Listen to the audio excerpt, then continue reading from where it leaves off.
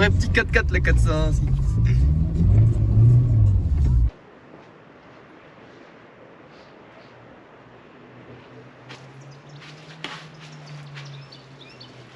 Nouveau projet sur la chaîne de Nomad Rider. La 406 4x4. Et là, vous n'êtes pas prêts. Ça fait un petit moment que je voulais avoir un 4x4 chez moi. Mais pour faute de moyens, je me suis dit qu'il fallait que j'arrête cette idée et que je passe à autre chose. Même si je suis amateur de road trip avec la Titine, je vais rester fidèle, je vais continuer de l'utiliser. Et c'est pour ça du coup que j'ai craqué. Non, c'est vrai, là, c'est trop. J'ai acheté une barre LED que j'ai foutue du coup sur mes barres de toit. 5 pneus de 4x4. J'entends pas, ta gueule. De Suzuki, je sais plus quel modèle c'est, mais 5 pneus de 4x4. La roue de secours. Ce que j'ai pas du tout pensé, c'est que la barre LED, elle repose directement sur la barre de toit. Donc la barre de toit, elle vient ici, le rail. Et forcément, j'ai mis ça comme ça, avec les pattes, enfin tu vois ce que ça fait, c'était comme ça, avec la barre de toit mise. Et du coup, en fait, la tente de toit est directement posée sur la barre avec la barre LED. Donc faut choisir, tu vois, tu peux pas mettre les deux. Ce que j'ai fait, c'est que j'ai percé directement la barre de toit dans un petit espace prévu du support de carrosserie. Ce qui est cool, j'ai toujours pas regardé, c'est que la hauteur entre l'arceau de sécurité de la voiture et la barre de toit, j'ai pas regardé l'épaisseur. Je suis un gros gag.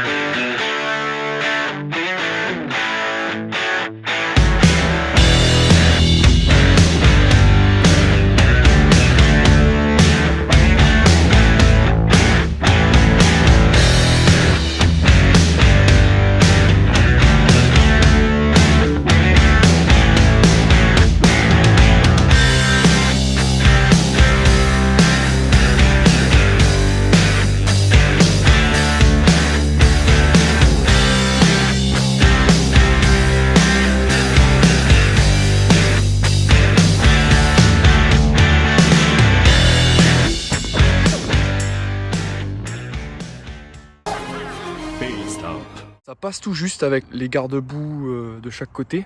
Et ce qui me faisait surtout peur, c'était l'amortisseur. Mais du coup, je suis juste à côté.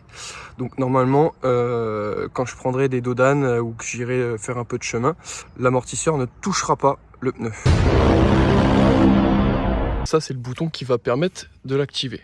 Donc on-off. Il faut savoir que la barre LED, du coup, elle est directement branchée sur la batterie de 12 volts. Tout ça, c'est le boîtier pour contrôler la barre LED avec la télécommande. Donc là on a les deux fils, celui d'ici qui va directement sur la barre LED quand elle est installée. Et là on a la continuité des deux fils. Bon ça je vais faire ça propre, tu vois, je vais complètement caler à la carrosserie sur la batterie. On retrouve le fil rouge sur le plus et le fil noir sur le moins. Le fil vert sur le bouton vert, le fil rouge sur le bouton rouge. Le boîtier de commande allumer, éteindre. Donc ça c'est le circuit en série avec directement le bouton accessible au tableau de bord. Et là on a le fusible de la batterie, si ça doit, pour éviter que ça foute le feu à l'ensemble de la voiture. La barre LED, du coup, elle va directement sur les arceaux. Ok, du coup là la barre LED elle est installée. Hop, j'ai fait tout le passage des faisceaux. On a directement l'arrivée du jus. Ensuite, hop, ça passe directement dans le joint, comme ça, caché, avec la porte, donc c'est complètement étanche. Et là, on va regarder si ça marche ou pas. Donc là, on, hop, ça marche. Off. Jour, nuit, jour, nuit. On a la télécommande. Donc cette petite télécommande avec pas mal d'options du coup. Parce qu'on a le bouton on, off. Après on a différentes variations en fait de la lumière. Hop. Et voilà. Hop hop hop. Là, je t'arrête tout de suite. Je sais ce que tu te demandes. Pourquoi ce Jackie, il a mis une grosse barre LED sur le toit de sa voiture? Ce qui m'embêtait un petit peu sur les road trips, c'était quand j'arrivais sur les heures un peu tardives. Quand j'avais bien ridé, tu vois, j'avais fait une bonne grosse session de wake. Et il était genre sur les coups de 18 h, mais qu'il fallait faire encore de la route après pour aller choper le spot. Et ben mon gros problème c'était que je voyais rien en fait. Je savais pas trop où je me mettais, s'il y avait du vis-à-vis, si le matin en fait ça allait être cramé et tout, et que je pouvais à tout moment me faire déloger par la marée chaussée. Donc du coup là avec ça, ça va me permettre de choper des spots et puis de voir la nature en plein jour. Non, ce que je vais faire c'est que je vais mettre la deuxième barre de toit et on va aller mettre la tente de toit pour voir la gueule que ça a. Voilà la bête. Voilà, elle est stockée dans des, dans des cases, dans des casiers là, tu sais, les trucs de porc. Donc ça, il fallait que ça tombe forcément. Boum. Et boum. On se retrouve en bas.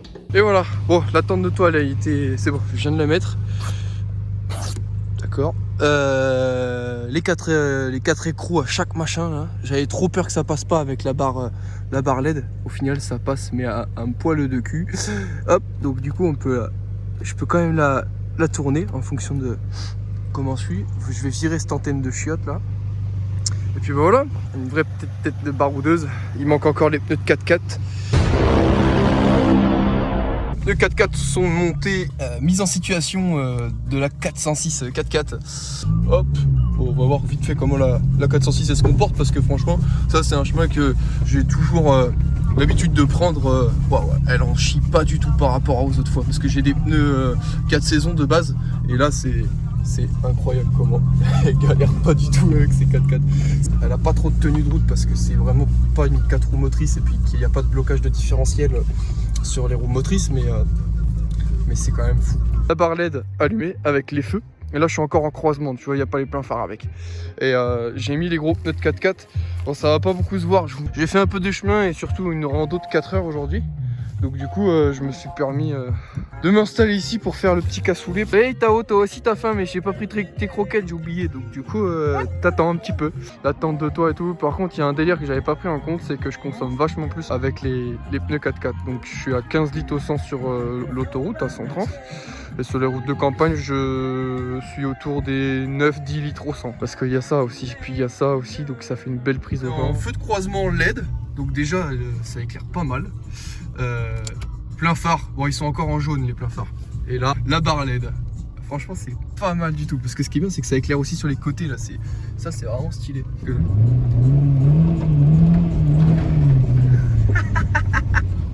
Un vrai petit 4x4 la 406.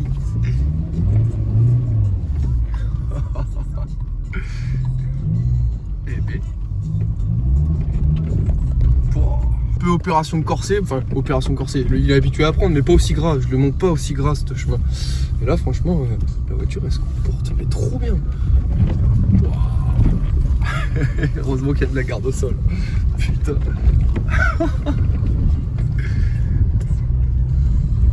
Hop là. Bon allez, on est sur la route, tac, on enlève plein phare, basta, ça suffit. Sinon on va se faire taper sur les doigts par la marée chaussée.